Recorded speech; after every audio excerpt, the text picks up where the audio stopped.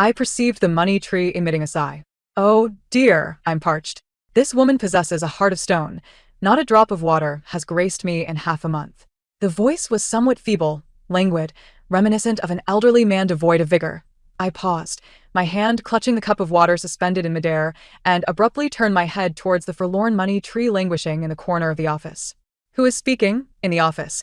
It was merely myself and Sister Wang, who was vociferously berating a client while facing her computer screen, her words raining down like spittle, evidently too engrossed to engage in any ventriloquism with me.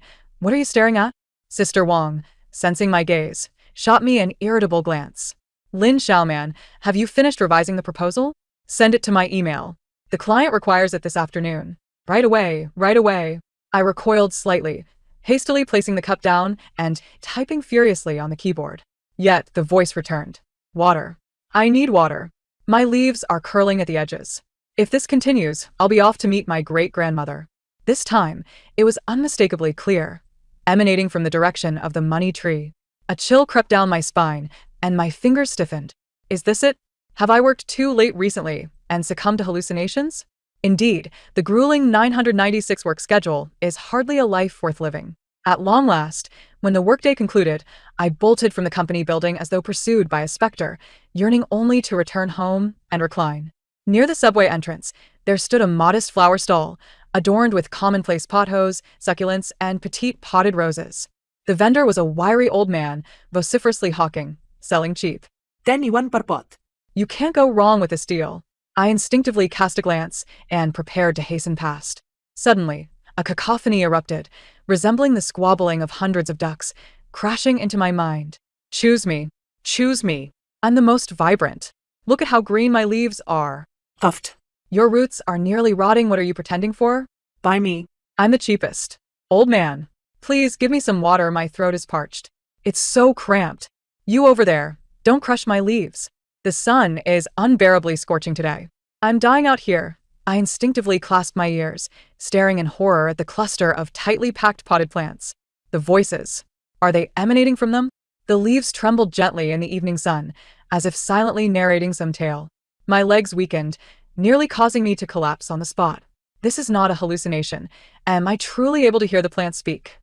Miss, would you care to purchase some flowers? They're quite affordable. The elderly gentleman, noticing my pallid complexion, stood there motioning enthusiastically. I, in a daze, shook my head and drifted into the subway station, almost as if in a trance. The carriage was stifling and crowded, a cacophony of sweat and perfume mingling in the air, yet my mind was consumed by the chorus of grievances and sales pitches from the plants I had just encountered. It felt as though the world had suddenly become askew.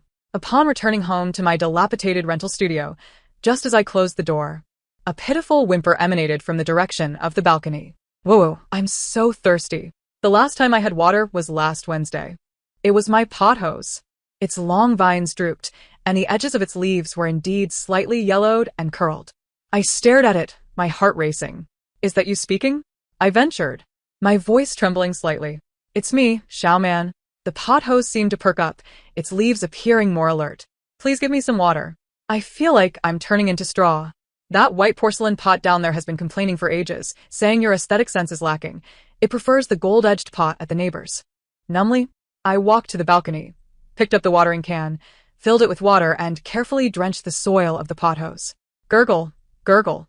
I'm alive again. The pothose sighed contentedly. Xiaoman, you're the best. But next time could you please not use such cold tap water? Let it sit for a bit. My roots are a bit delicate. I nearly dropped the watering can in shock. It was confirmed. I had inexplicably acquired an extraordinary ability that sounded eco-friendly and natural, but might very well drive me to madness. I could hear the innermost thoughts of all plants. In the days that followed, I felt like a startled bird. While walking, the street trees complained about exhaust fumes. In the park, the grass wailed in agony from being trampled. The fruit shop downstairs had bananas clamoring about ripening too quickly and facing disposal. Even the nearly wilted lucky bamboo in the office restroom sighed, reminiscing about its glorious days in a hydroponic vase. The world around me morphed into a colossal, unending symposium of plant grievances, overwhelming my senses and causing my head to throb. The sole silver lining seemed to be that the succulents I had neglected for years, Under my newfound attentive care, which merely involved following their demands for sunlight and watering, had miraculously plumped up and even produced a little offspring. My best friend, Su Wanwan, came over for a meal one weekend and, upon entering, exclaimed, "Wow, Lin Xiaoman, have you finally figured it out? This succulent is alive? It even has new sprouts? Did the sun rise in the west?" I slumped on the sofa, utterly drained. Yes, it told me it wanted to be on the south windowsill, basking in the sun for 2 hours each morning and to be thoroughly watered every 5 days, but the water must be pre-aerated. Su Wanwan blinked in disbelief. Reaching out to touch my forehead. "You're not feverish, are you? What nonsensical things are you saying?" I swatted her hand away, feeling despondent. "Wanwan, you might not believe me." I recounted my bizarre experiences in a torrent. Her expression shifted from amusement to concern, then to astonishment, finally settling on a gleeful disbelief. "Is this real? You can talk to plants?" Her eyes widened like saucers, and she grabbed my arm. "Quickly, ask my money tree why it's been shedding leaves. I've been watering and fertilizing it on schedule." She dragged me in front of the video camera, directing it at her flourishing money tree in the living room. Clearing my throat awkwardly, I hesitantly addressed the tree. Tree brother? My friend would like to know why you are losing your leaves." A moment of silence ensued before a leisurely, somewhat disgruntled voice replied, "Humph, your friend? That foolish woman? Yes, she waters me diligently, but she uses unfermented rice water. It burns my roots. And she always places me right under the air conditioning vent, with the cold wind blasting me. Can my old limbs withstand that? Losing leaves is a protest. Do you understand?" I relayed this verbatim. On the other end of the video call, Su Wanwan's jaw dropped in disbelief. "Rice water needs to ferment? Can't have air conditioning blowing directly on it?" She muttered to herself before suddenly slapping her thigh. "Damn. The online guides are misleading. Xiaoman, you are my savior." She was ecstatic, flailing her arms in excitement. "This ability is incredible. Gardening and growing vegetables will be unbeatable. From now on, I'll rely on you for remote guidance on my balcony garden. By the way, weren't you considering a job change? You should work at a flower shop. With your talent, you'd be unstoppable." A flicker of thought crossed my mind. Perhaps there was some merit in that?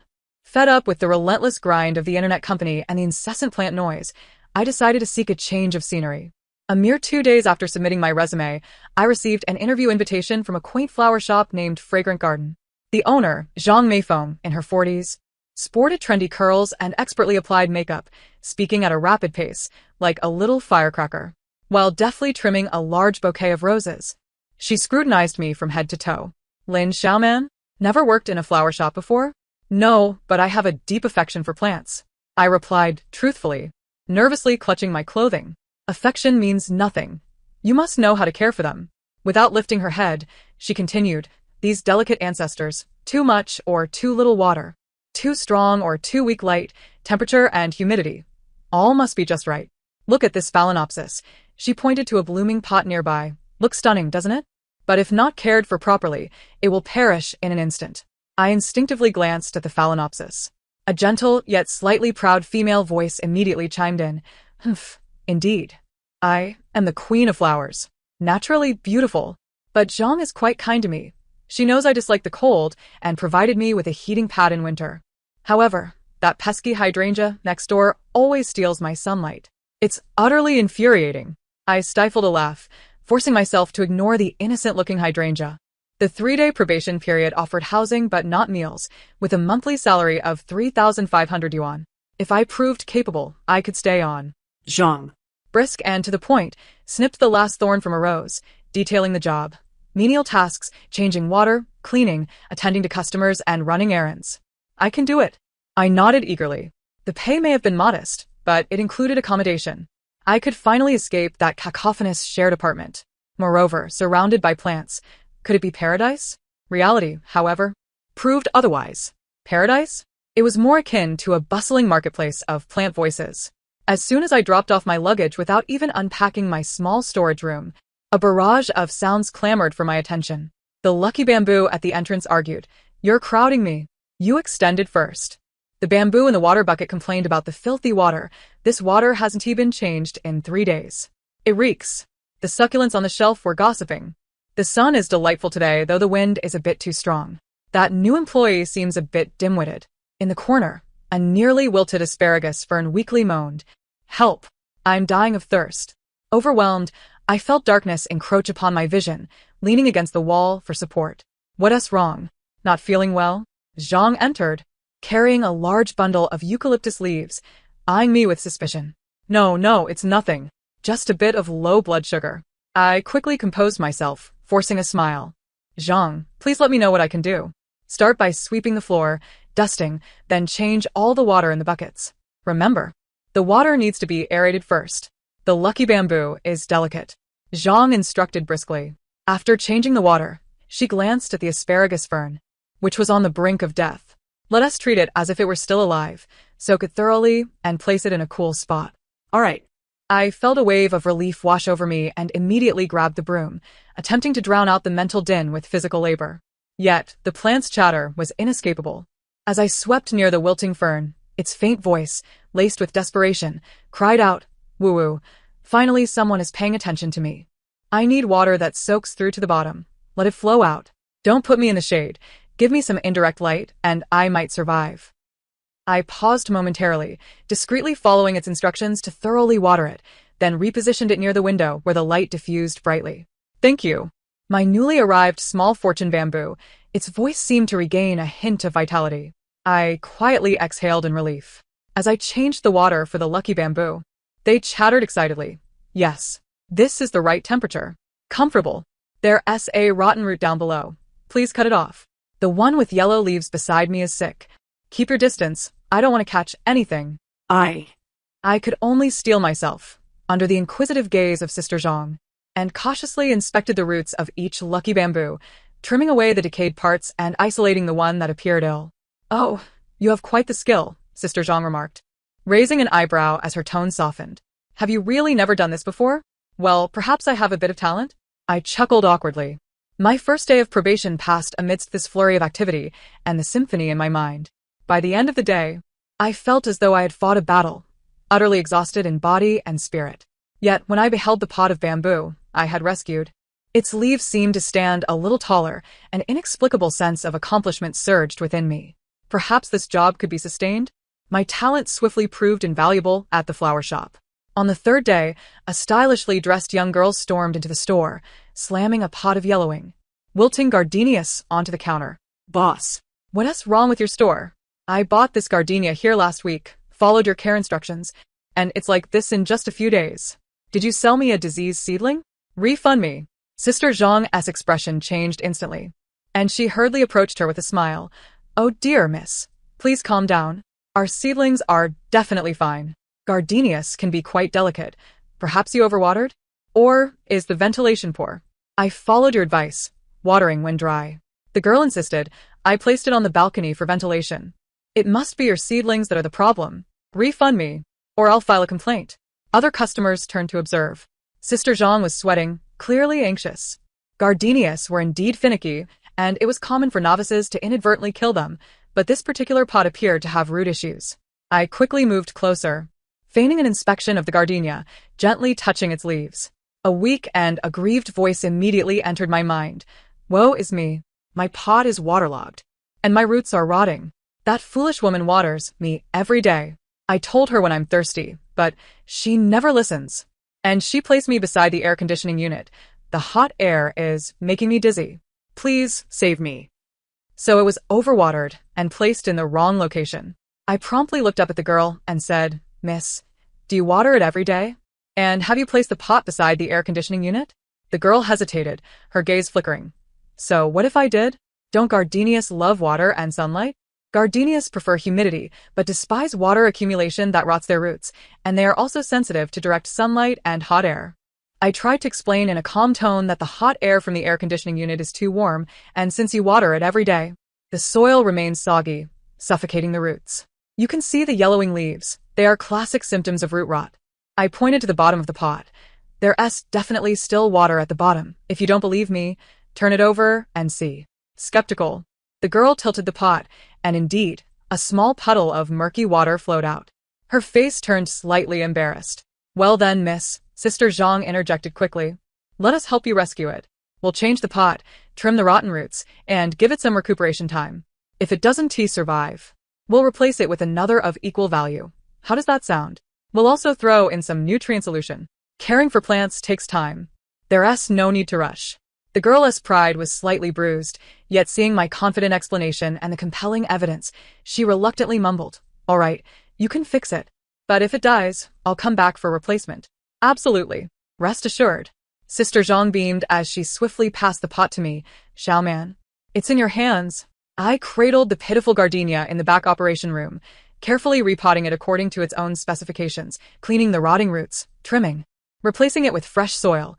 It specifically requested loose, breathable nutrient soil, and then placing it in a well-ventilated area with bright, diffused light. "Thank you, Xiaoman." The gardenia's voice, though still weak, sounded markedly relieved. That foolish woman shouldn't sell her difficult-to-care-for flowers to me. I couldn't help but chuckle. After this incident, Sister Zhang's perception of me transformed entirely. "Well done, Xiaoman. You're quite the hidden talent." She clapped me on the shoulder with such force that I winced. "From now on, these finicky plants and those troublesome customers will be your responsibility. Do well, and I'll give you a raise." Thus, I smoothly transitioned to a permanent position, and my salary increased to 4,002. Gradually, I became adept at my work in the flower shop, although my mind still buzzed with a cacophony of thoughts. I began to learn to filter out the trivial plant voices, focusing only on those in need of assistance. Leveraging this unique ability, I became the star employee of the flower fragrance garden. I could swiftly identify which potted plants were thirsty, hungry, sunburned, or unwell, and I could efficiently diagnose customer dilemmas and provide precise solutions. Even when selecting inventory, I could discern the healthiest and most vibrant plants by listening to their conditions. Sister Zhang was overjoyed. The shop's loss rate plummeted, and our reputation soared. My salary rose steadily, augmented by commissions. Life seemed to be heading in a beautiful direction. Until that fateful evening after work. I cradled a small, adorable pot of succulent bear paw, an extra reward from Sister Zhang. As I walked cheerfully towards the apartment I rented, the building was somewhat old, located 2 streets away from the flower shop, but it was affordable.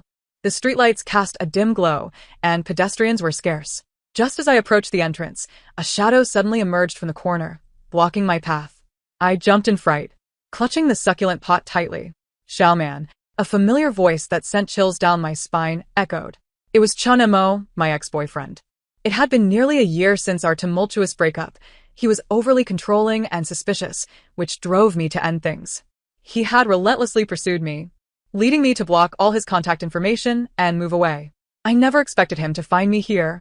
He looked much haggard, unshaven, and his eyes were dark and brooding, fixed intensely on me. "So, you actually live here?" He stepped forward, exuding a repugnant mix of smoke and alcohol. "You've managed to hide from me rather well. Haven to you? Blocked my calls, deleted me from WeChat, and even moved away? Lin Xiaoman, you're quite ruthless." My heart raced, and I instinctively took a step back. "Chen Mo, we've broken up. Please don't seek me out again." "Broken up?" He scoffed, stepping closer. "Did I agree to that? I told you I did not consent. Come back with me." He reached out to grab my arm. I flinched back, nearly dropping the bear paw pot. Just then, from the scraggly holly bushes at my feet, a sharp alarm blared. "Be careful, Xiaoman. Watch out behind you on the left." A car. Almost simultaneously, I caught a glimpse of a dilapidated van, speeding towards us without its headlights on, clearly aimed at Chen Mo. He remained oblivious, his back turned to the alley, glaring at me with malice. In a split second, I had no time to think. "Watch out for the car," I screamed, not at Chen Mo, but using all my strength to lunge sideways into the greenery. Bang! A dull thud echoed, accompanied by the screeching of brakes and the sound of shattering glass. I crashed into the holly bushes, my arm scraped by several sharp branches, and the bear paw pot flew from my grasp, soil scattering everywhere. Dazed, I looked up to see the van just barely grazed Chen Mo's back before crashing into the power pole at the roadside. The front of the vehicle was severely dented, and wisps of white smoke billowed from the hood. Chen Mo was thrown to the ground by the tremendous force and noise, landing in a most undignified manner, his face pale with fright, the effects of alcohol completely shaken off. The driver of the van, a tall, thin man wearing a baseball cap, cursed as he flung open the door and jumped out.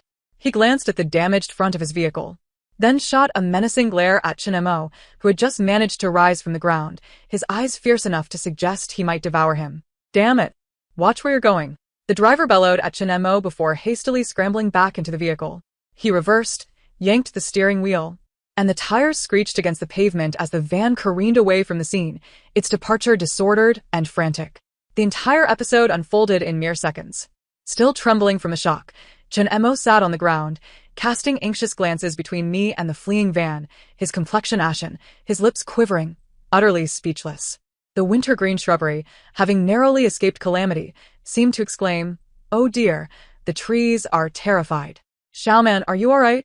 That vehicle was deliberate. I saw it. It was aimed directly at that man. My heart raced. My limbs felt weak as I struggled to rise. "Are you all right?" Chun Mo finally regained his voice, trembling with residual fear as he moved to assist me. "Don't touch me." I recoiled as if scalded, my voice hoarse, steeped in the dread and fury of a narrow escape. "Get away from me, Chinemo. Never show your face before me again." The horrific scene lingered too vividly in my mind. That van had clearly intended to run him down. Had it not been for the warning from the wintergreen, had I not reacted swiftly, the consequences would have been unimaginable. And he was the root of it all. Chun Mo was momentarily taken aback by my outburst. Upon witnessing the unmasked disdain and terror in my eyes and glancing back towards the direction of the vanished van, he seemed to comprehend something. The color drained from his face as he cast a complex look in my direction, ultimately remaining silent. He staggered to his feet and, without a backward glance, hurried away, his demeanor frantic. I collapsed amidst the cold wintergreen, trembling uncontrollably, taking quite some time to regain my composure. The abrasions on my arm throbbed painfully. I turned my gaze towards the very shrub that had saved my life, my voice still shaky. "Thank you." The wintergreen rustled its leaves. Infused with a hint of pride and lingering fear, no need to mention it. That man must have provoked someone he shouldn't have. "Xiaoman, keep your distance from him in the future." I managed a bitter smile. Of course, I wished to keep my distance. Struggling to my feet, I brushed off the dirt and grass from my clothes, my heart aching as I looked at my fallen bear paw succulent lying nearby. The flower pot lay shattered, soil strewn about, and the poor, fuzzy succulent lay pitifully in the muck, several of its thick leaves scratched. "Oh, it hurts so much. My home is gone." The bear paw whimpered softly. I'm so sorry." I quickly knelt down, carefully cradling it from the soil, inspecting its roots. Fortunately, they seemed largely unharmed. "Don't worry, I will find you a new home right away," I soothed it gently. As I surveyed my surroundings for something to temporarily house it, the door to the adjacent building creaked open. A tall figure emerged, holding a black garbage bag. The streetlight illuminated his sharply defined profile. He had a prominent nose and a well-defined jawline. Dressed simply in gray loungewear, his sleeves casually rolled to his elbows, his sturdy arms revealed. He exuded an air of quiet steadiness tinged with aloofness. He was my neighbor from across the hall. Having moved in nearly a month ago, we had exchanged only nods in the hallway and never spoken a word, only knowing his surname was Qin. He appeared momentarily taken aback by the disarray below and my disheveled state, pausing as his gaze swept over the bent utility pole, the shards of glass scattered on the ground, and finally landing on me, particularly on my muddy, injured self, comically cradling a homeless succulent. "Do you need help?" His voice was low, tinged with a slight rasp, yet conveyed a sense of calm assurance. I felt a bit embarrassed and shook my head, and "No, it's fine, thank you." He nodded, not pressing further, and walked directly to the nearby trash bin to dispose of the garbage bag. As he turned back, his gaze fell again on the homeless succulent in my hands. "The pot is broken?" he inquired. "Yes, I accidentally fell," I mumbled, wishing to avoid recounting the harrowing moment. After a moment of contemplation, he said, "Please wait." With that, he retraced his steps back into the building. In less than 2 minutes, he returned, holding a clean white ceramic pot and a small package that appeared to contain soil specifically for succulents. "Here, this is for you," he offered, handing me the pot and soil new and unused. I was taken aback. "I can't accept this." "Take it," he insisted, his tone leaving no room for refusal. "I can see it needs it." Gazing into his calm eyes and then at the pitiful bear paw in my hands, I relented and accepted. "Thank you, truly. Thank you so much, Mr. Qin." I recalled the name on the doorplate. "You're welcome," he replied with a slight nod, his gaze drifting to the scratches on my arm. "You should take care of that wound." Yes, I'll attend to it as soon as I get back," I hurriedly affirmed. He said nothing more and turned to leave. The dim light of the hallway cast shadows as his tall figure soon vanished behind the door. cradling the new pot and soil. Along with the bare paw that had survived the ordeal, I stood at the foot of the stairs, the night breeze brushing past me.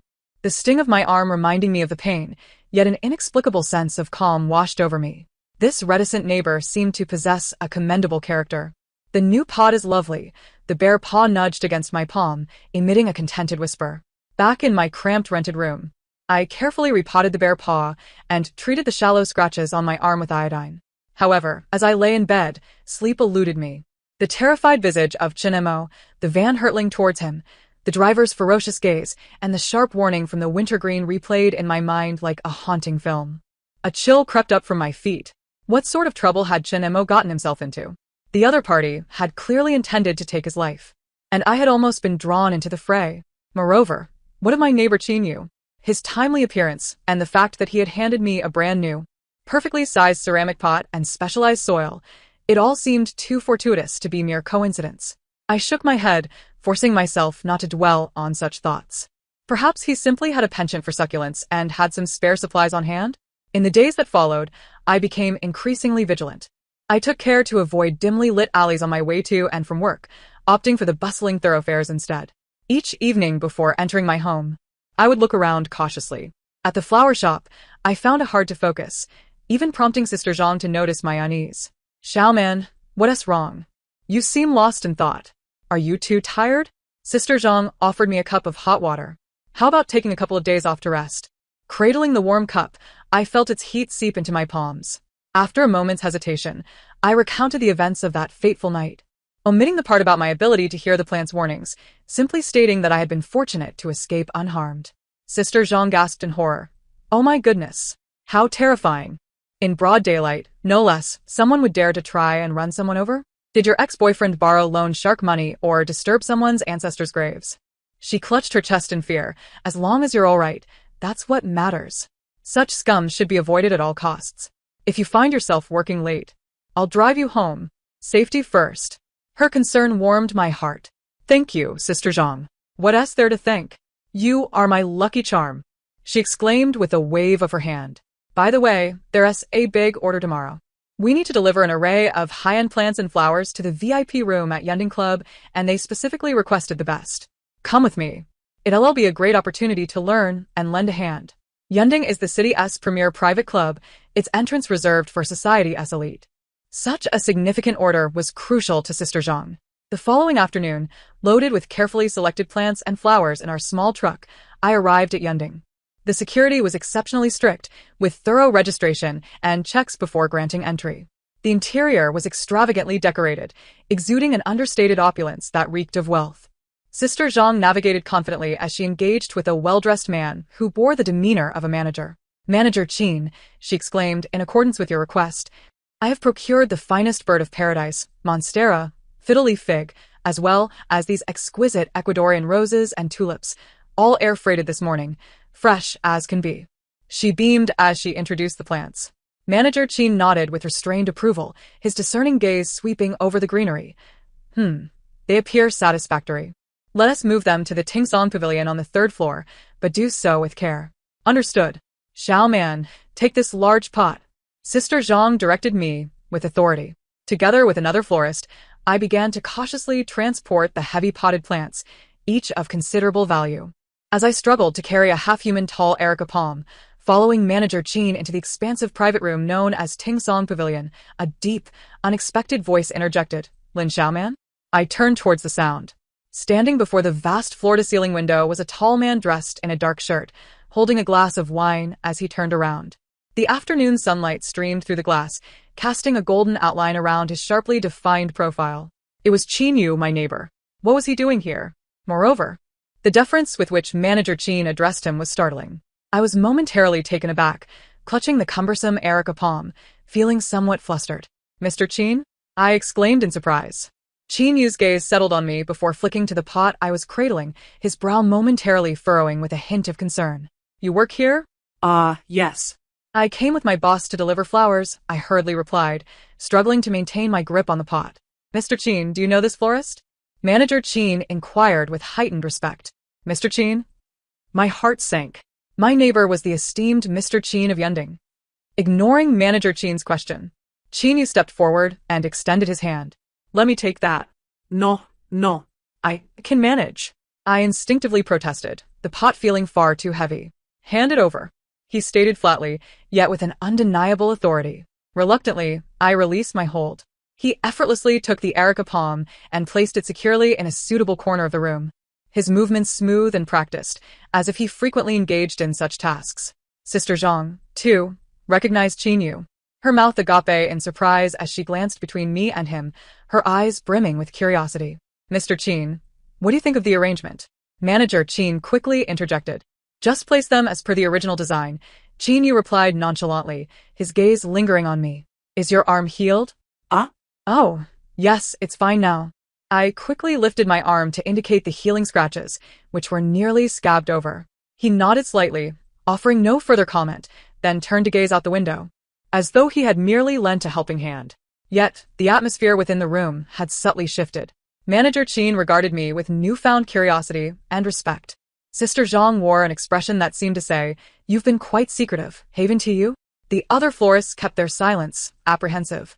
As we continued to transport and arrange the plants, Manager Qin's demeanor noticeably improved, even offering to help. Sister Zhang was invigorated, directing with newfound confidence. Meanwhile, my mind was in turmoil. Qinyu was the owner of Yunding? So young? Why would he reside in our dilapidated apartment building?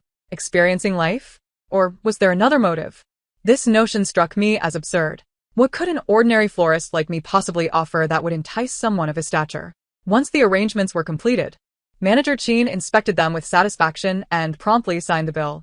Before departing, I couldn't resist glancing back. Qinyu remained at the window, turned away from us, his silhouette appearing somewhat solitary against the vast glass facade. The sunlight highlighted his broad shoulders and straight back. He seemed almost out of place amidst the opulence of the surroundings. What are you looking at, Xiaoman? Let's go. Sister Zhang nudged me with a wink. So, you're neighbors with the big boss? Spill the details. I chuckled. Sister Zhang, it's really nothing. We just live across the hall, and he happened to help me once. Helped you? Sister Zhang's eyes sparkled with intrigue. Did he rescue you? He merely handed me a flower pot, I replied, feeling exasperated. A flugepot. Her expression suggested she found my story amusing, then she lowered her voice conspiratorially. Regardless, he has quite a catch. Hold on tight. Who knows, our shop might soar to success. I marveled at Sister Zhang's imagination. Back at the flower shop, life seemed to return to normalcy. Yet, whenever I encountered Chinyu in the hallway, our exchanges were limited to nods, imbued with an awkward tension. After that unsettling incident, Chun Mo indeed did not reappear. The wintergreen shrubs ceased their ominous warnings, which offered me some relief. One day, on my day off, I was at home watering my beloved plants on the balcony, while chatting with them. The pothose stretched its vines. Xiaoman, the sunlight is splendid today. May I inch a little closer to the window? Just a tad. The succulents basked lazily in the sun. This is delightful, but don't water us too much. The mint exuded a refreshing aroma. Snip some of my leaves for tea. It'll invigorate you. Suddenly, a faint, intermittent sound of painful groans drifted from the direction of the neighboring balcony. It hurts. The roots are rotting from too much water. The sound was soft, like a flickering candle in the wind, imbued with an air of despair. It was from Chinyu's balcony. My heart tightened. Was he tending to plants? Had he nearly killed them? Recalling how he had previously assisted me, albeit just with a flower pot, and Sister Zhang's remarks about the big catch, I hesitated but finally summoned the courage to knock on his door. After what felt like an eternity, he opened the door. Chinyu appeared as though he had just emerged from the shower, his hair still damp, clad in a loose black t-shirt that showcased his well-defined collarbone. Upon seeing me, a flicker of surprise crossed his features. Mr. Qin, I apologize for the intrusion, I said, feeling a bit awkward. I was just on my balcony and seemed to catch a whiff of something unpleasant, as if a plant had begun to rot. Do you have flowers on your balcony? Would you like me to take a look? I concocted a clumsy yet plausible excuse. Chinyu paused for a moment, his brow furrowing slightly, before he stepped aside to allow me entry. Come in. There's an orchid that isn't faring well. I followed him into his apartment. The layout mirrored mine. Yet the decor was starkly different, minimalistic, harsh, and angular, dominated by a monochrome palette, devoid of superfluous embellishments, exuding an air of aloof detachment, much like his own demeanor. On the balcony stood a solitary purple clay pot, within which was a slender-leaved orchid, its foliage wilted and yellowing, the soil surface damp and emanating a faint scent of decay. The agonized groans I had heard emanated from it. "Help me, my roots are rotting." He doesn't understand. Watering me with cold water every day is killing me. My heart ached. This orchid was exquisite, and even in its deteriorating state, its former elegance was evident. Undoubtedly worth a significant sum.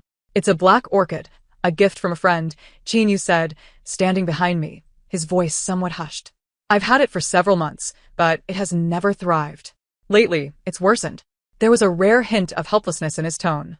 I knelt down to inspect the leaves and soil closely, gently parting the top layer of soil to reveal a darkened, mushy stem near the roots. "Mr. Chin, have you been watering it a bit too frequently? And using tap water directly?" I inquired cautiously. Chin remained silent for a moment, tacitly acknowledging my assumption.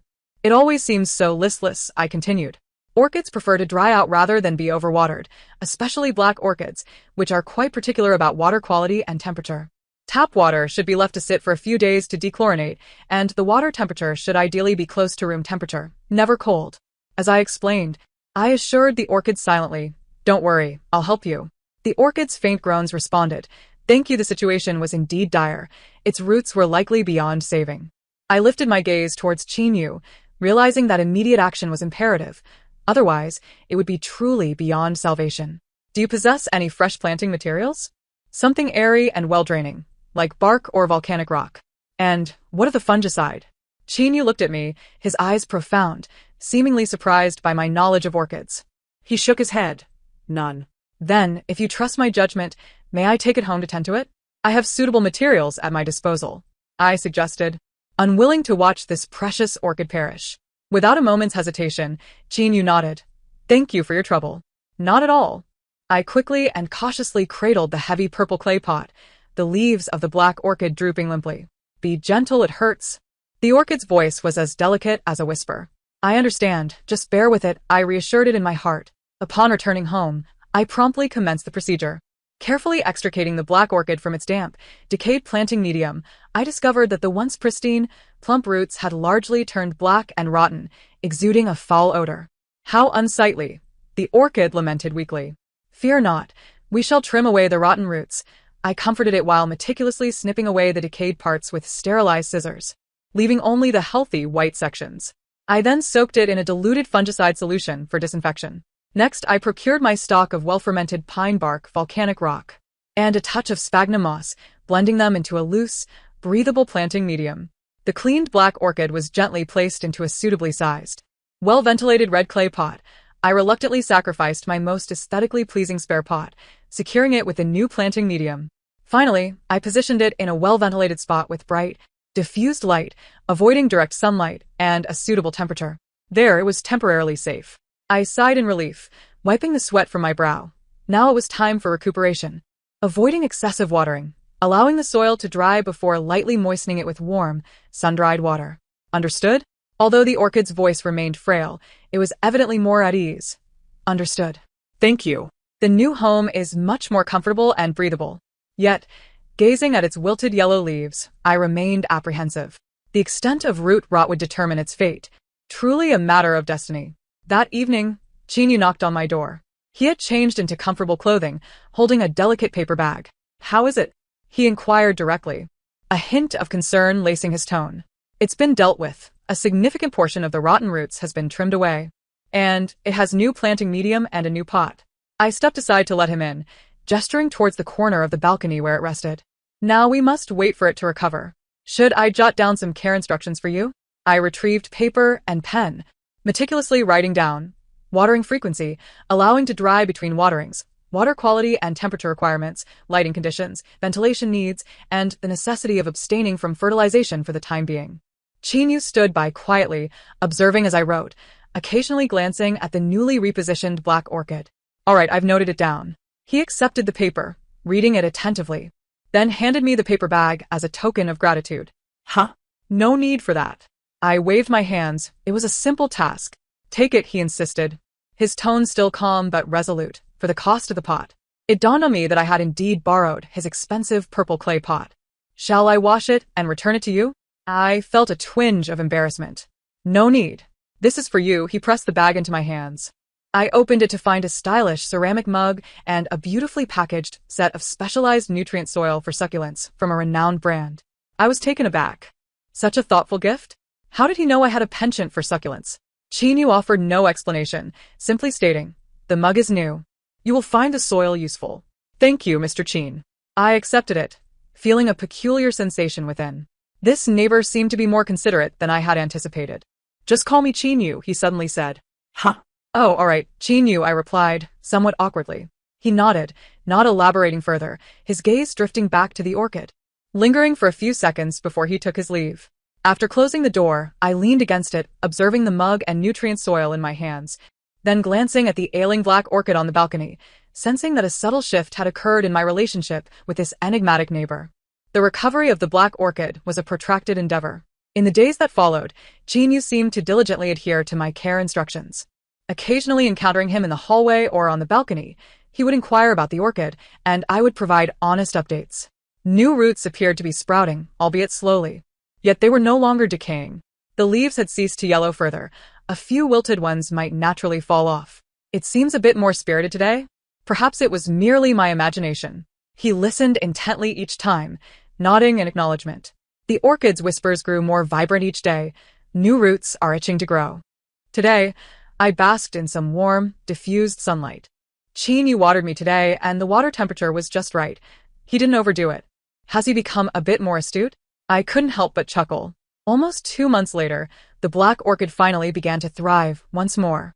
Although its leaves retained a hint of yellow, not as lush as during its prime, the new growth was a vibrant green, and the entire plant stood tall again, even hinting at the emergence of flower spikes. "I feel like I might bloom."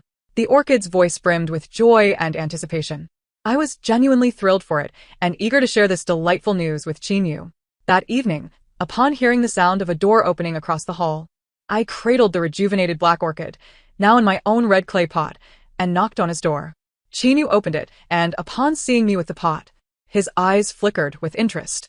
Chinyu, look. I proudly lifted the pot higher, pointing to the visibly revitalized orchid, with a tender green flower spike emerging at its center. "It has survived. And it's growing a flower spike." The balcony lights illuminated his face, and I caught a glimpse of surprise dancing in his typically placid eyes, akin to ripples spreading across a still lake after a stone is cast. He extended his hand, his long fingers gently brushing against the tender green flower spike, handling it with almost reverent care. "It truly has come back to life," he murmured, his voice low and imbued with an unfamiliar warmth, like ice beginning to thaw. He looked up at me, his gaze focused and bright. "Thank you, Lin Xiaoman." The intensity of his gaze caused my heart to skip a beat, and I felt a flush creep across my cheeks as I hurriedly averted my eyes. "No need for thanks. It is merely a testament to its resilient spirit." He accepted the pot, carefully placing it on the coffee table as if it were a fragile treasure. "Would you like to come in for a moment?" he invited. Huh. Oh, all right. I was taken aback, but stepped inside. His apartment remained minimalist and austere. Yet the lively black orchid on the coffee table seemed to infuse the space with a rare softness and warmth. He poured me a glass of water, using the same stylish mug he had gifted me. We settled on the sofa, the pot positioned between us. The atmosphere was quiet, yet subtly charged. That night, Chinyu unexpectedly broke the silence. Downstairs, that car was intentional. My heart tightened. I hadn't anticipated him to broach the subject. I nodded. Yes, I noticed. Nothing else occurred afterward? No. He shook his head, his gaze steady upon me. Chun Mo owed a debt he should not have incurred and attracted the ire of the wrong people. They sought to teach him a lesson. However, he paused. After that night, he took the initiative to rectify it. They won't trouble him for now. I exhaled in relief, the weight pressing upon my heart finally lifting. So that was the case. That's good. I lifted the cup to my lips, taking a sip to mask my discomfort. Did he seem to know everything? His gaze lingered on me, seemingly weighing his words, as if he possessed an uncanny ability to foresee certain events, like that car accident and this pot of orchids. My heart leaped into my throat. Had he discovered something? Did he harbor suspicions? My hand trembled slightly around the cup as I feigned calmness. No. I just happened to see the headlights that night, and the orchid was merely a guess based on experience. Chinyu remained silent, merely observing me with his penetrating gaze, as if his deep-set eyes could see through to my very soul. Just as I felt the weight of anxiety threatening to suffocate me, He suddenly chuckled softly. That faint smile instantly softened his otherwise stern features. Is that so? Your experience and intuition are indeed remarkable. I wondered, was this a pass or a failure? I have a friend, he shifted the topic, lightly brushing his fingers over the leaves of the black orchid. There's an ecological botanical garden on the outskirts of the city that has introduced many rare species. However, he has been troubled lately. Many delicate plants are not thriving. He has consulted numerous experts, but to little avail. Would you be interested in taking a look? Consider it a favor for me, and perhaps you could lend your expertise? An ecological botanical garden? Rare species? My eyes sparkled with excitement. For someone who could hear the voices of plants, this was an invitation akin to a heavenly blessing. Really? I can go? I forgot my nervousness, my tone brimming with delight. Of course, Chin-Yu replied, observing the brightness in my eyes, the corners of his mouth curving just a fraction deeper. This weekend, I will come to fetch you. On the weekend, Chin-Yu arrived promptly in a discreet black SUV, appearing at my doorstep. As the vehicle made its way beyond the city limits, heading towards the outskirts, he spoke little, only providing a brief introduction to the botanical garden. His friend, surnamed Zhou, was an avid plant collector, and the garden served both research and public viewing purposes. After more than an hour's drive, we entered a lush area where the air was noticeably fresher and more humid.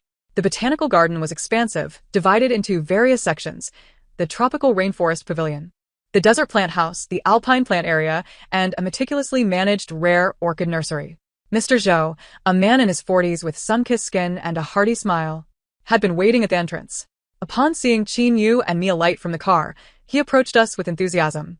Old Chin, I've been eagerly awaiting your arrival, Mr. Zhou exclaimed, patting Chin-Yu's shoulder with vigor, then turning to me with a beaming smile.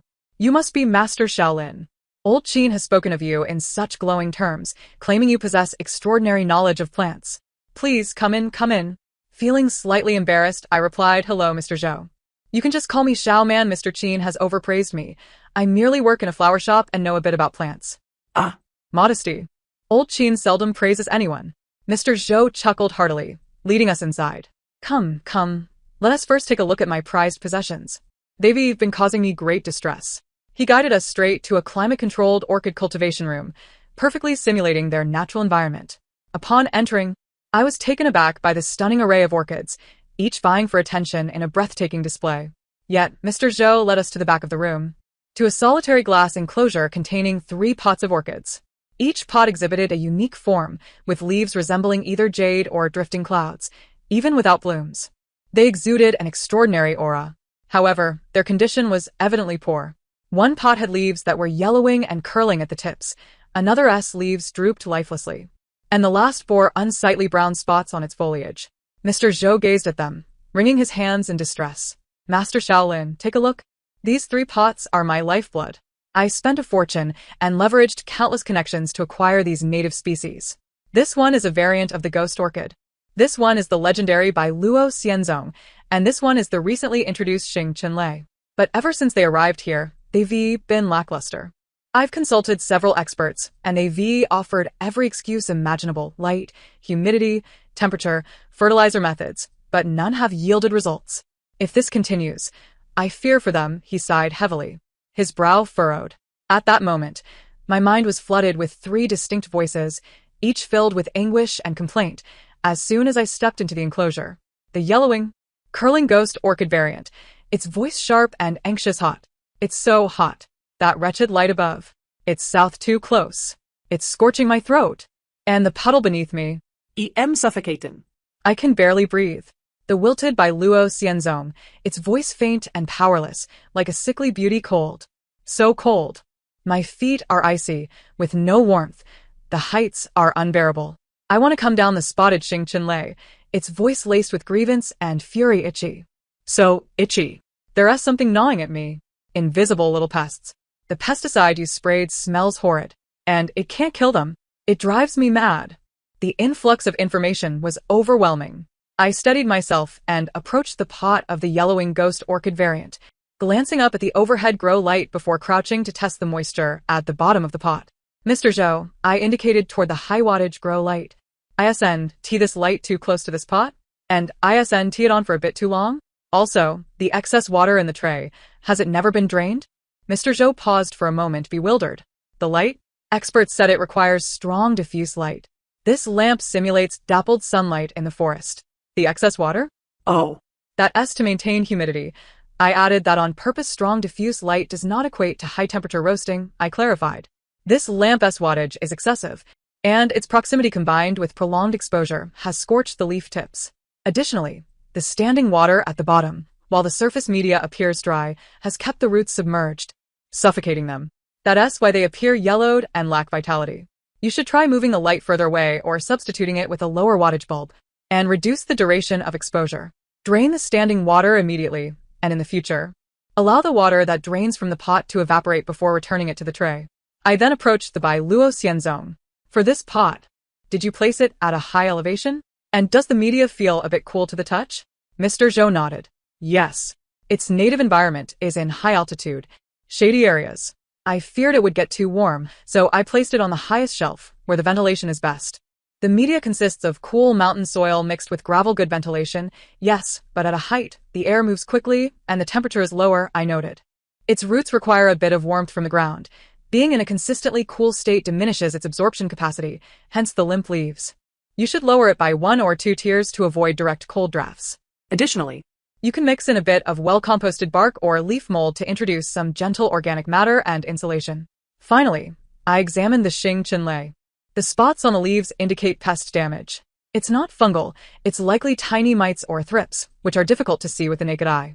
The broad-spectrum pesticide you used is ineffective against them and may even irritate the leaves. You need to use a targeted insecticide, like imidacloprid or abamectin. Dilute it according to the instructions. Be sure to spray both the upper and lower sides of the leaves and repeat every few days, ensuring proper ventilation. I delivered the information in one breath, and the entire cultivation room fell into a profound silence, the sound of a pin dropping palpable. Mr. Zhou stared at me, awestruck, his mouth agape as he struggled to find his words. Qin Yu stood beside me, hands tucked into his pockets, gazing at me with an inscrutable expression, a hint of a smile playing at the corners of his mouth. Remarkable, Mr. Zhou suddenly exclaimed, slapping his thigh with fervor, his face flushed with excitement. Master Shaolin, you're simply extraordinary. Everything you said was spot on. The lamp's position, the excess water, the height, the media temperature, and those pesky pests. None of the experts I previously consulted mentioned any of this. They were all spouting platitudes. Old Qin, where did you find such a treasure? His enthusiasm was palpable as he grasped my hand, shaking it vigorously. Master Shaolin. No, Shaoman. From now on, you're my dear sister. You shall be the technical advisor for this botanical garden. We can negotiate your compensation, but you must help me. I found myself somewhat overwhelmed by his fervor. Casting a pleading glance towards Qin Yu, he stepped forward, discreetly liberating my hand from the clutches of Boss Zhou, his voice calm. Old Zhou, do not frighten her. Let us first try what Xiaoman suggested and see how it goes. Yes. Let's try it immediately. Boss Zhou promptly summoned his assistant, bustling about according to my instructions, relocating lamps, pouring water, moving flowers, and preparing insecticides, all in a flurry of activity. The 3 precious pots of orchids calmed down, as if they were all eagerly anticipating a new transformation. Bai Luo Xianzong timidly remarked, it would be warmer if you lowered it a bit. Xing Qinlei added, hurry and spray the medicine. It itches terribly. The ghost orchid variant chimed in, it's more comfortable with the light further away. It allows for better ventilation. Watching them, I couldn't help but smile. After returning from the botanical garden, I became Boss Zhou's exclusive consultant, visiting weekly to resolve various perplexities. Boss Zhou was generous with his consultant fees, and my little treasury quickly swelled. My work at the flower shop did not suffer either. Sister Zhang, aware of my newfound income, not only had no objections, but took pride in boasting about her store's plant savant. My relationship with Qin Yu also seemed to quietly draw closer after that pot of black orchid and our excursion to the botanical garden. He was no longer merely the reticent, enigmatic neighbor. Occasionally, he would drive me home, though his route always had a peculiar charm. Sometimes, after creating delectable pastries, under the guidance of the plants, my culinary skills improved remarkably. I would deliver a portion to him. In return, he would bring me local plant seeds or interesting little potted plants upon returning from his business trips. We would chat through the window while watering our respective plants on the balcony. The conversation gradually extended beyond flora to trivial matters of daily life. even occasionally indulging in harmless banter. This tranquil and fulfilling existence nearly allowed me to forget the burdens brought by my peculiar ability until that fateful weekend afternoon.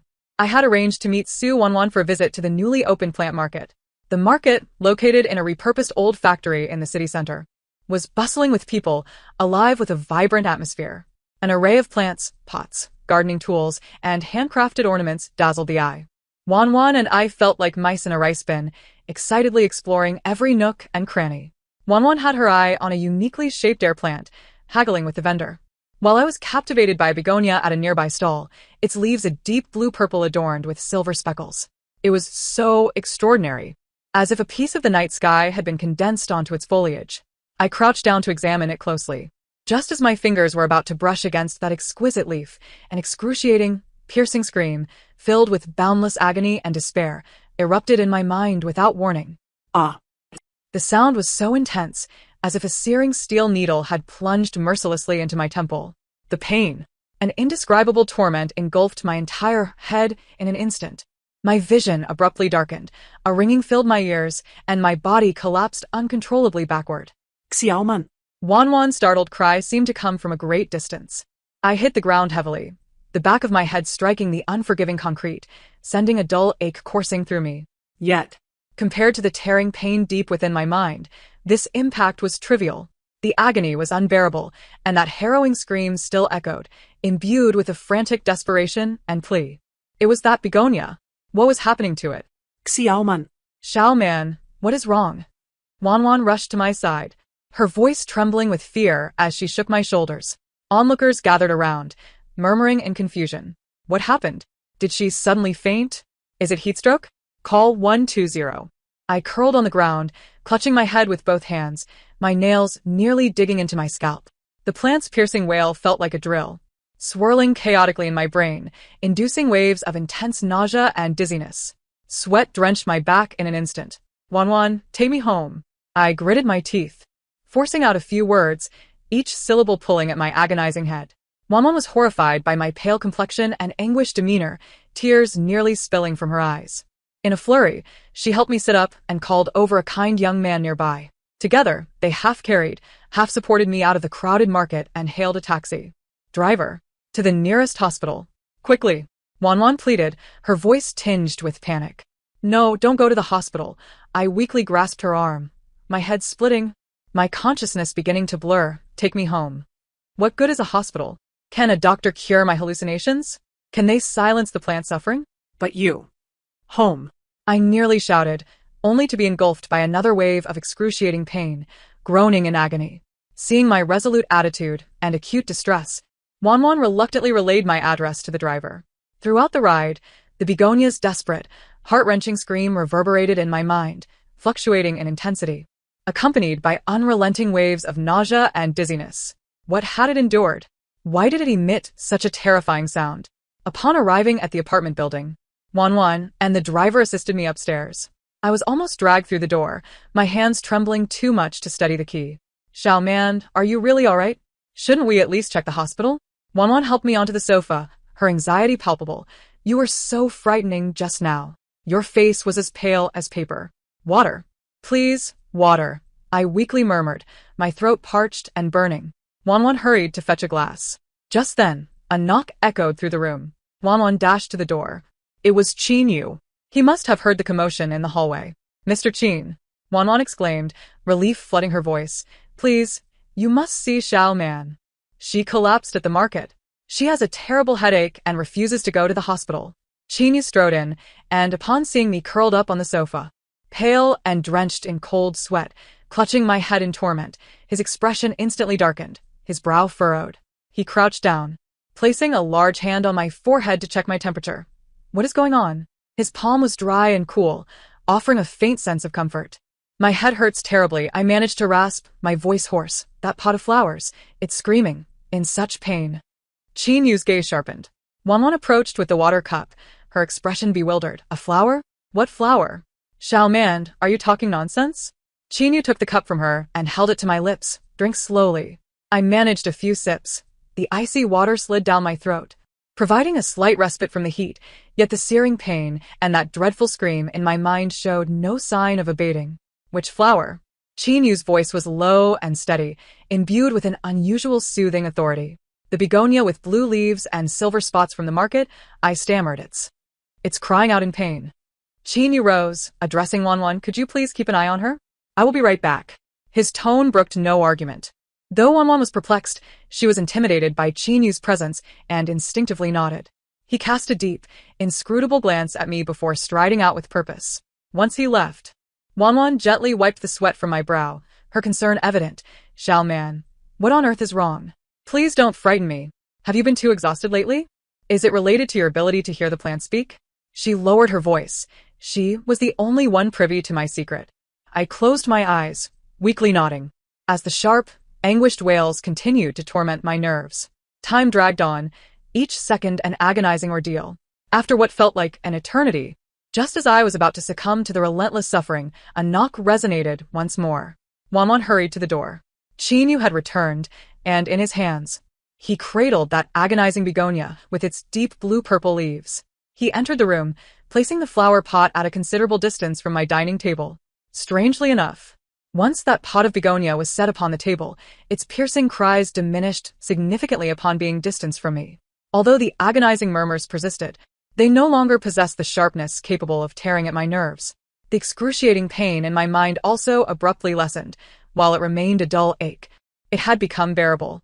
I exhaled deeply, collapsing onto the sofa in a state of exhaustion, sweat dampening my hair and adhering it to my forehead. Wanwan glanced at the pot, then at me, and finally at Qin Yu, utterly bewildered. Qin Yu approached my side, crouched down, and offered me a clean tissue to wipe away the sweat, his voice steady. How do you feel? Much better, I replied hoarsely, utterly fatigued. Its distance had quelled its volume. Qin Yu nodded, refraining from questioning further, simply stating, I inquired with the vendor. This flower is a recent arrival, its origins rather unclear. I noticed its condition was quite poor, so I purchased it. He stood up, moving to the dining table to scrutinize the pot of begonia. Although its leaves were vibrant in hue, the edges had begun to scorch and curl, with hints of blackness at the petioles, exuding an aura of decay. Its roots have been damaged by the chemicals, I weakly remarked, the begonia's intermittent pained groans echoing in my mind, confirming this. Was it a potent rooting agent? Or perhaps an insecticide? The root system is in agony, burning everywhere. Qin Yu's gaze sharpened. Cautiously, he used his finger to part the soil, revealing the roots. Indeed, what should have been healthy white roots now appeared an abnormal dark brown, many having rotted and exuding a noxious blend of chemical and decay. Oh heavens, Wanwan gasped, covering her mouth. The roots are rotten. Can it even survive? It hurts so much. It would be a relief if I were to perish. The begonia's feeble lament continued. I gazed at it, feeling the unending torment it conveyed, a heaviness settling in my heart. I looked at Qin Yu, a hint of pleading in my eyes. Please help it. It suffers terribly. Qin Yu regarded my pale face, and the compassion reflected in my eyes. Remaining silent for a few seconds before decisively removing his jacket and rolling up his shirt sleeves. What must be done? He asked. The following hours transformed into an urgent rescue operation. With Qin Yu's assistance, we relocated the ailing begonia to my small balcony work area. I suppressed the lingering headache and discomfort, directing Qin Yu in the procedure. He carefully extracted the begonia from its toxic soil. I rinsed its chemically burned, blackened roots with clean water repeatedly. The decayed portions were meticulously trimmed away. Then, the roots were soaked in copious amounts of water to dilute the residual chemicals as much as possible. Finally, they were temporarily repotted in the cleanest, sterile coarse sand, placed in a cool, ventilated area, shielded from direct sunlight and fertilizer stimuli. Throughout the entire process, the begonia's pained groans lingered in my mind. Yet compared to its initial soul-rending wails, they had softened into a tolerable background noise. Once it was settled and watered with clean water, the painful moans gradually subsided into a faint, exhausted gasp. Thank you, came a voice as delicate as a whisper. My taut nerves finally relaxed, and darkness enveloped my vision again. My legs weakened, nearly causing me to collapse. A pair of strong arms caught me just in time. It was Qin Yu.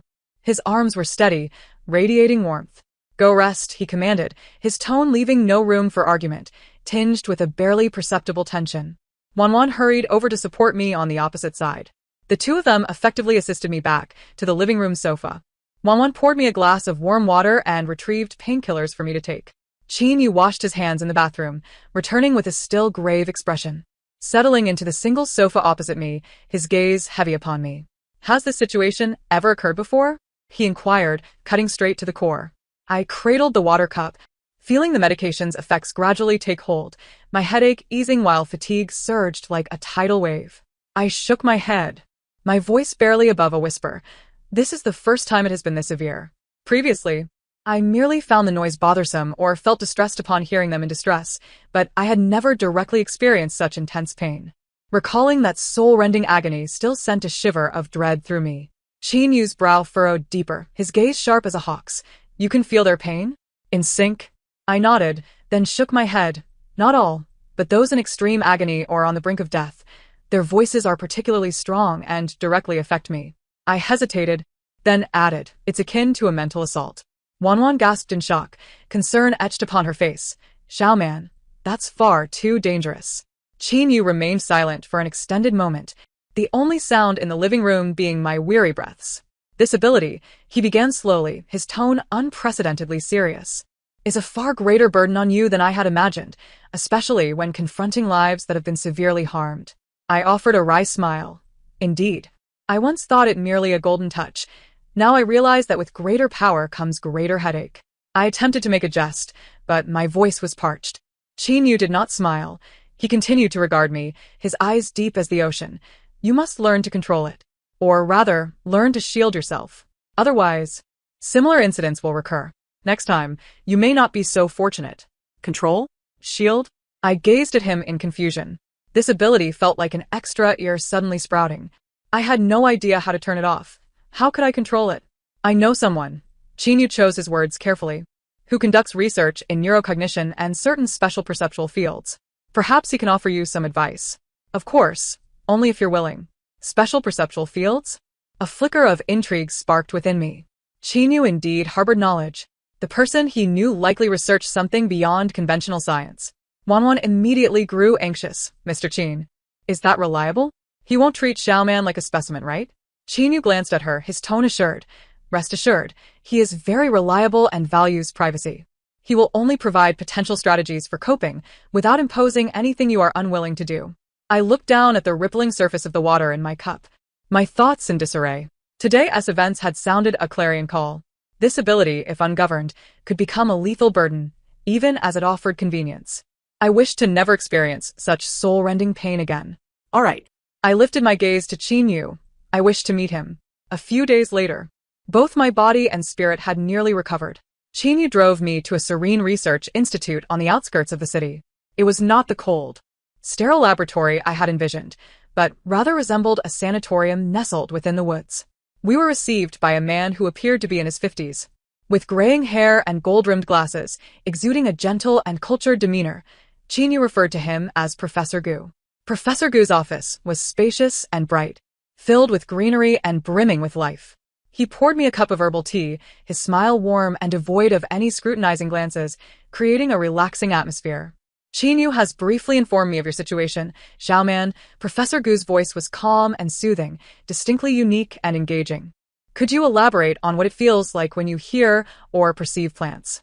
For instance, are they clear words or vague emotions? Or perhaps some kind of imagery? Under his guidance, I detailed my ability. Most often, I heard clear words, akin to distinct personalities conversing. In the face of intense suffering, it was synchronous, an unbearable sensation of pain, and rarely, I would receive fragmented, indistinct images such as sunlight, rain, or harm from the plant's memories. Professor Gu listened intently, occasionally jotting down notes. Based on your description and this intense experience of negative feedback, he adjusted his glasses and expressed a growing inclination to believe that this phenomenon transcends conventional auditory perception, manifesting instead as a highly developed ability to empathize with the bioelectrical signals of plants or some unknown pheromones. Your brain translates these signals into a language and sensations you can comprehend. Empathy? I inquired, somewhat perplexed.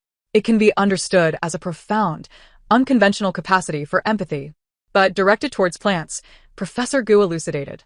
This ability in itself is neutral. Your capacity to perceive their needs, suffering, and even fragmented memories indicates a remarkably close and sensitive connection with the botanical realm.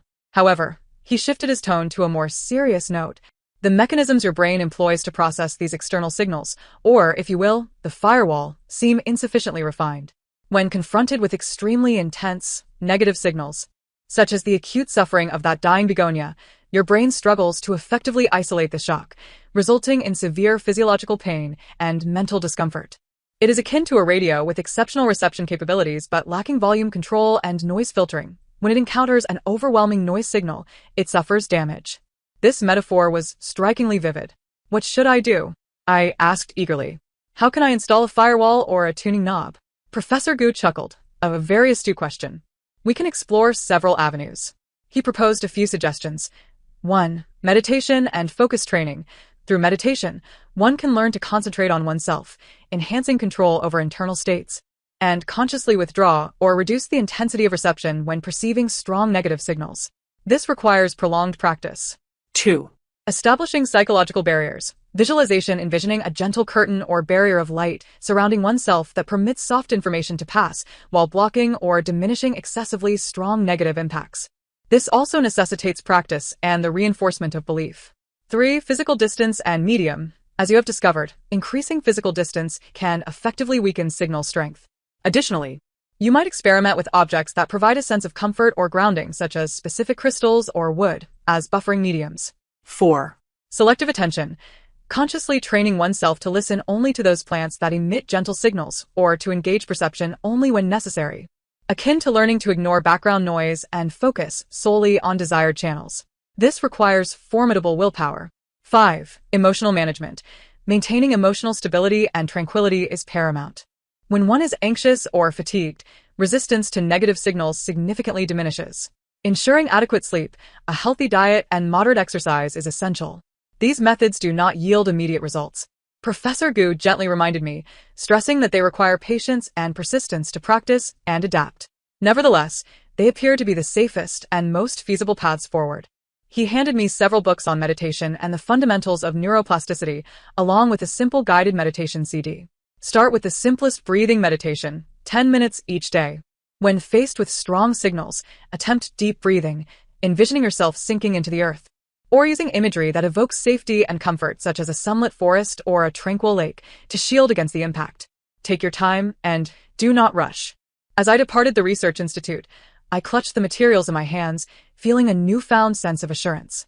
Though the road ahead was long, I had at least discerned a direction and methodology. I was no longer a passive recipient swept along by my abilities. Chinyu remained quietly by my side, accompanying me home. How do you feel? He inquired during the drive. I feel hopeful, I replied softly, gazing at the trees whizzing past outside the window. Thank you, Chinyu. I refrained from expressing the words that lingered unspoken. Without his timely intervention in acquiring that begonia, without his introduction to Professor Gu, and without his unwavering support and silent encouragement, I might still be grappling with fear and confusion. No need to thank me, he replied, his gaze fixed ahead. The contours of his profile softened by the fleeting shadows outside the car window. You have helped Emolan, assisted old Zhou, and aided many others. This is what you deserve. He paused, his voice low and clear. Moreover, we are friends. Friends. The weight of that word, spoken from his lips, stirred a warm current within me, dispelling the remnants of lingering gloom. Yes, friends, I smiled. Time flowed quietly, like a gentle stream. I began a disciplined practice of meditation. At first, it was challenging. My thoughts raced, making it difficult to find stillness. Yet, with perseverance, I gradually began to experience that serene sense of focus on the self. I endeavored to establish psychological barriers, envisioning myself standing by a tranquil lake, enveloped by a soft, warm golden glow. When passing by plants exhibiting evident distress, feeling their faint negative emotions, I consciously sought refuge within this light, and indeed, the background noise receded into a distant murmur. Though I still could not entirely shield myself from intense pain signals such as encountering severely harmed plants again, I could at least anticipate them and employ Professor Gu's techniques to swiftly stabilize my state, minimizing harm. I no longer resisted my abilities but learned to coexist peacefully with them, mastering the art of listening while also knowing when to withdraw. The flower shop remained bustling and joyful. Under my deft touch, Fengxin Garden thrived, with Sister Zhang beaming with delight, rewarding me with a pay raise and promising a year-end bonus. Boss Joe's botanical garden flourished under my regular checkups, his precious plants vibrant and healthy. And he praised me to anyone who would listen, increasingly generous with my consulting fees. The nature of my friendship with Qin Yu subtly transformed through our daily interactions. He would bring me hot late-night snacks when I worked overtime, and I would prepare nourishing soup for him upon his return from business trips, leaving it at his doorstep. We would venture to flower markets on weekends or drive to the countryside in search of intriguing wild plants, of course, legal and environmentally friendly observations. He patiently listened to my anecdotes from the flower shop and my grievances about particularly fastidious customers. In return, I would lend an ear to his occasional business woes or the latest antics of his plant-obsessed friend, Old Joe. The balcony became a familiar rendezvous point for us. His orchid, under my remote guidance and his meticulous care, not only fully recovered but also bloomed with elegant, fragrant flowers last winter. After the petals fell, it produced new flower spikes, heralding the arrival of a new flowering season. The blue-purple begonia I had rescued, after struggling to develop a few frail new roots in its coarse soil, was carefully transplanted into a richer, more aerated medium. Its recovery was slow but resolute. The withered leaves gradually fell away, and the newly sprouted leaves, though small, shimmered with a deep, captivating blue-purple sheen, dotted with silver, reminiscent of stars that had survived a tempest. "Thank you, Xiaoman." Its voice became calm and filled with gratitude. Days flowed peacefully and meaningfully until one day, Sister Zhang mysteriously pulled me aside, lowering her voice. "Xiaoman, I need to discuss something with you." "What is it, Sister Zhang?" "I plan to return to my hometown." She sighed, her expression a blend of reluctance and relief. "My husband's health is not great, and our child will soon be taking the college entrance exams. They need someone to care for them. I intend to transfer the flower shop." I was taken aback. Although I knew Sister Zhang would eventually return, I did not expect it to happen so soon. Fengxing Garden held too many memories and turning points for me. Here, I found a stable job, encountered a benefactor like Sister Zhang, and truly began to accept and utilize my abilities. What will happen to the shop? I felt a pang of emptiness inside. Sister Zhang looked at me, her eyes suddenly bright. "Xiaoman, I have an idea. Why don't you take over the shop?" Me? I was astonished, Sister Zhang. I simply do not possess such a sum of money. Acquiring this prime location, with a store of this magnitude, not to mention the inventory, amounts to no trifling figure. Financial matters are easily resolved. Sister Zhang proclaimed with a grand gesture, "I trust you implicitly. I am confident in handing the shop over to you. Payments can be made in installments. Alternatively, we could consider your expertise as a form of equity. I can assume a hands-off role and merely enjoy the dividends. In any case, we cannot allow outsiders to benefit. What do you think?" My heart raced fervently at Sister Zhang's unwavering trust. To take over the fragrant garden? To possess a quaint flower shop entirely of my own? A sanctuary where I could peacefully engage with plants, utilizing my abilities to assist both flora and fellow plant enthusiasts? As this notion took root, it sprawled wildly through my mind like a vine, ensnaring my very soul. That evening, I sat upon the balcony, gazing at the city's shimmering lights, my emotions surging. The tendrils of my pothose brushed gently against my arm. "Xiaoman, let us open a shop. I shall be your prized asset." The bare paw succulent swayed its plump leaves, supportive. "The new store must have large windows. Let the sun shine in." The voice of the elegant orchid resonated with calm assurance. "It is an excellent idea, Xiaoman. You possess the capability." Even the blue-purple begonia whispered softly, "Go for it, Xiaoman." The encouragement from my plants fortified my resolve. I found myself in need of a partner, someone who could complement my deficiencies in management and financing. My gaze instinctively drifted towards the opposite balcony. Qin Yu stood there, watering his beloved orchid. The warm, dim light outlined his tall figure. He seemed to sense my gaze and lifted his head, meeting my eyes through the glass and the night. Our gazes intertwined in the air. In that moment, I distinctly perceived the warmth of understanding and silent support in his eyes. A few days later, a brand new, natural wood-colored sign graced the glass door of the fragrant garden. The name had changed to Xiaoman's plant language. The lettering was fresh and charming, accompanied by an illustration of a tender green leaf and a tiny, smiling flower. Inside, the space was bright and immaculate. Lush greenery flourished, and vibrant flowers bloomed abundantly. The layout had been adjusted for greater warmth and comfort, with a cozy reading nook established. Qin Yu and I stood together in the rejuvenated shop. He was my partner and investor. He insisted on investing, claiming a minor stake without interfering in operations. Sister Zhang, holding our signed contract and the first installment, beamed with delight. Wonderful. Now I can rest easy. Shaoman, Mr. Qin, this shop is entrusted to you. Work diligently. After bidding a reluctant farewell to Sister Zhang, the shop was left with just Qinyu and me. Sunlight streamed through the pristine glass windows, filling the air with the refreshing scent of plants and a hint of floral fragrance. How does it feel, Boss Lin? Qinyu asked, his eyes twinkling with mirth. I surveyed our little oasis, though predominantly mine, observing the vibrant plants that seemed to smile at me, my heart swelling with an unprecedented sense of fulfillment and stability. I inhaled deeply, the air infused with the aroma of hope, akin to a dream. Yet it was a beautiful dream. Qinyu approached my side, and together we watched the bustling traffic outside. Let us ensure this dream continues. His voice resonated, deep and clear. I turned to face him. His profile appeared particularly gentle in the sunlight, and his deep-set eyes reflected my own image with clarity. In that moment, something within shifted subtly. No longer was it an indistinct fondness, nor merely a friendship. It was a seed nurtured together, finally breaking through the soil, stretching towards the sunlight, unfurling its first tender leaves. Qinyu, I whispered, my heart pounding vigorously in my chest. That orchid seems poised to bloom once more. He followed my gaze.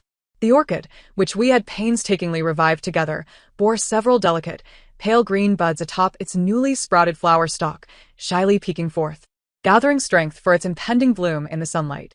A tender smile curved Qinyu's lips. Indeed, he replied softly, his gaze returning to my face, imbued with warmth. A new flowering season is upon us.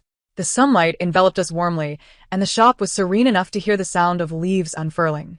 The money tree in the corner mused leisurely. A new shop brings a fresh atmosphere. The pothos vine quietly reached towards a sunnier spot. How delightful. The blue-purple begonia, perched upon a new leaf, held a glistening drop of water that refracted the sunlight into a myriad of sparkling stars, resembling a tear of happiness. My heart, too, felt as though it was filled with the warmth of sunlight and the whispers of plants. The future, like the orchid poised to bloom, brimmed with infinite possibilities. And I knew, regardless of the duration of the flowering season or the storms to come, he would be by my side. Thus concludes the story. Thank you for listening. If you enjoyed it, please consider subscribing and liking to show your support. Until we meet again in the next tale.